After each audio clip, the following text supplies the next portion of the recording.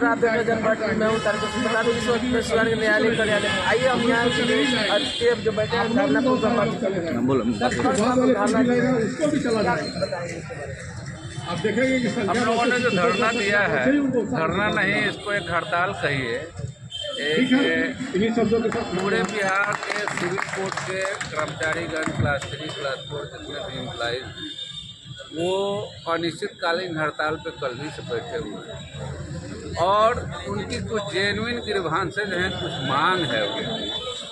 जैसे 4 मांगे हैं हमारी। उन 4 मांगों में एक वेतन विसंगति को दूर करने की बात हो रही है। सरकार ने जो पे स्ट्रक्चर सिविल कोर्ट एम्प्लॉइज के लिए बनाया है वो पे स्ट्रक्चर जो है बहुत ही भ्रमित करने वाला है। कहीं कुछ मिल रहा है, कहीं कुछ मिल रहा है।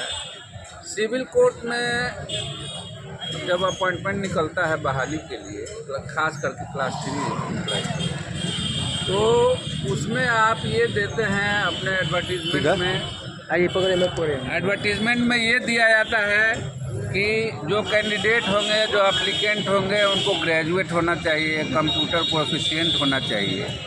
लेकिन जब उनके तनख्वाह की बात आती है तो पूर्व की भांति मैट्रिक का स्केल उन कर्मियों को दिया जाता है। एक तरफ तो आप एडवर्टीजमेंट करते हैं कि हमको ग्रेजुएट चाहिए, कंप्यूटर प्रोफिशिएंट चाहिए, कंप्यूटर नोइंग चाहिए, ठीक है,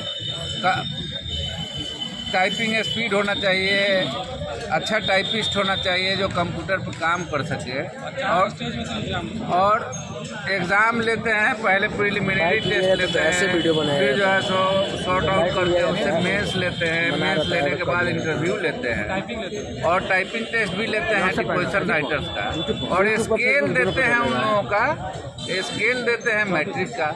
तो ये बहुत बड़ी वेतन विसंगति है। इस वेतन विसंगति को दूर करने के लिए हम लोगों ने सरकार के यहाँ रिप्रेजेंट भी किया था, लेकिन लॉ डिपार्टमेंट ने हम लोगों के डिमांड को सिरे से जो है सो नकार दिया जाता है, तो उसका परिवार जो है सो भीख मांगने के कगार पे आ जाता है।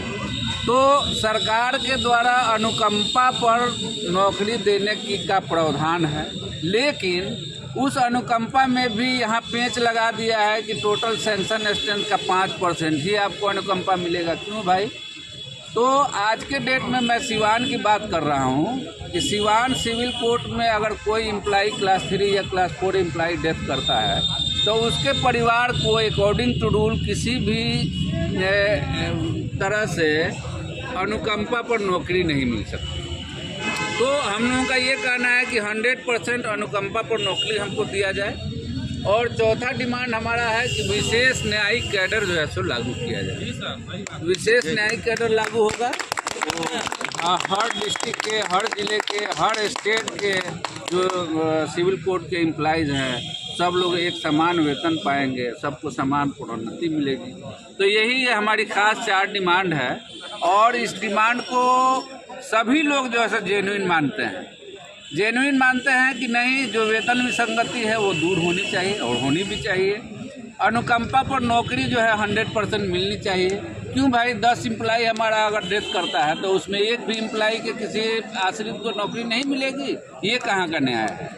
तो न्याय के इस मंदिर में हम लोगों के साथ बहुत बड़ा अन्याय हो रहा है और इसी के खिलाफ हम लोग जो है सो। सर अपना शुभ नाम बता दीजिए। मेरा नाम मोहम्मद अकील अंसारी हुआ और मैं यहाँ सिविल कोर्ट सिवान में क्लास 3 एम्प्लॉई हूँ। चाहे हाई कोर्ट का है, उन लोगों को अलग स्केल मिलता है और हम लोग को आज भी वही से मैट्रिक क्लास का स्केल मिल रहा है। ये वर्षों के बाद भी हमारा शोषण हो रहा है और हमारे शोषण पर कोई ध्यान नहीं दे रहा है। इसी कारण मजबूरी हमको स्ट्राइक पर हम हैं और जब तक रहेगा तब तक स्ट्राइक करते हैं। अपना परिचय बता दीजिए। हमारा नाम राकेश चंद तिवारी हुआ, हम सिविल कोर्ट एम्प्लॉई